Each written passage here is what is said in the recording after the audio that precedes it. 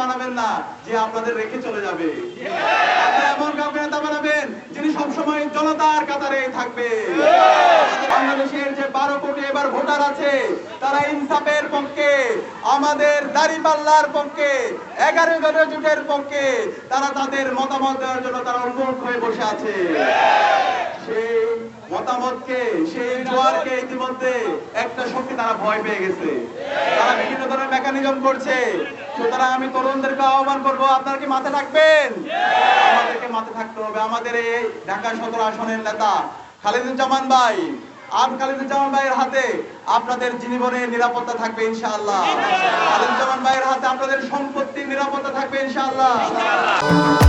ভবিষ্যৎ হোক নিরাপদ, বিনিয়োগ হোক বিশ্বস্ত, আর আমার পছন্দ সল্ট বে। ওয়েলকাম টু সল্ট বে। আপনারা এমন কাউকে নেতা বানাবেন না যে আপনাদের রেখে চলে যাবে। আপনারা এমন কাউকে নেতা বানাবেন যিনি সবসময় জনতার কাতারে থাকবে। আমাদের খালিদুজ্জামান কি আপনাদের জনতার কাতারে ছিল? সাথে ছিল? ডাক্তার শফিকুর রহমান কি জনতার কাতারে ছিল? গত 16 বছরে তিনি জনতার কাতারে ছিল। জুলাই বিপ্লব পরবর্তী 1.5 বছর জুড়ে দেখিয়েছে কিভাবে মানুষের জন্য কাজ করতে হয়, কিভাবে মানবতার জন্য কাজ করতে হয়, কিভাবে জুলাইয়ের আকাঙ্ক্ষাকে ধারণ করতে হয়, কিভাবে সংস্কারের পক্ষে অবস্থান নিতে হয়, কিভাবে তারুণ্যকে ধারণ করতে হয়। সুতরাং আপনাকে আমাদের আগামীর বাংলাদেশের প্রধানমন্ত্রী ডাক্তার শফিকুর রহমানকে, এই খালিদুজ্জামান ভাইকে ব্যাপক ব্যবধানে বিজয় করে আসনে পাওয়া দিতে পারবেন ইনশাআল্লাহ।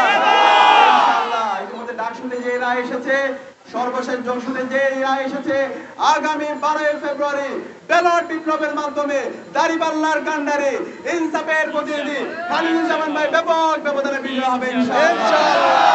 এই সাথে আমরা বলতে চাই, আজকে এই গণজাগরণ দেখে, দাঁড়িপাল্লার জোয়ার দেখে, ইনসাফের জোয়ার দেখে একটা পক্ষ বিভিন্নভাবে ষড়যন্ত্র করছে। তারা আবার সেই পেছন দিক দিয়ে ক্ষমতা আসতে চায়। আপনারা দেখতে পেয়েছেন গতকালকে নির্বাচন কমিশনার তারা একটা প্রজ্ঞাপন দিয়েছে, 400 বছরের মধ্যে কোনো মোবাইল ফোন নেওয়া যাবে না। তারা আবার সেই কারচুপি নির্বাচন করতে চায়, আবার সেই পেছন দিক দিয়ে ক্ষমতা আসতে চায়। আমরা বলতে চাই, তরুণরা বেঁচে থাকতে, জুলাইয়ের প্রজন্ম বেঁচে থাকতে আমরা তা হতে দেব না। এই অগণতান্ত্রিক এবং এই অগণতান্ত্রিক সিদ্ধান্ত দ্রুত সময়ের মধ্যে প্রত্যাহার করতে হবে। আমরা বলতে চাই নির্বাচন কমিশনকে, তোমরা যদি কোন দলকে পেছন দিক দিয়ে ক্ষমতা নিয়ে আসতে চাও, দিল্লির দাবিদারদেরকে বলতে চাই, পেছন দিক দিয়ে কাউকে যদি ক্ষমতা নিয়ে আসতে চাও, তাহলে এই স্বাধীন বাংলাদেশে তোমাদেরকে বিচার আওতায় নিয়ে আসা হবে। সকল দলের জন্য লেভেল প্লেইং ফিল্ড শুরু করতে হবে। একটি অবাধ, নিরপেক্ষ, সুষ্ঠু নির্বাচন আয়োজন করতে হবে এবং এই নির্বাচনের মাধ্যমে ইনসাফের পক্ষে, দাঁড়িপাল্লার পক্ষে, 11 দলীয় জোটের পক্ষে গণজোয়ার হবে ইনশাআল্লাহ। আগামী যে বাংলাদেশ হবে সে বাংলাদেশ হবে ইনসাফের বাংলাদেশ। সর্বশেষ আমাদের আরেকটা ভোট, গণভোটে হাতে করতে হবে। আমরা কি হাতে বিজয় করতে পারবো? হা মানে হলো ইনসাফ, এ হা মানে হলো আজাদি, এ হা মানে হলো শহীদ ওসমান হাদি হত্যার বিচার।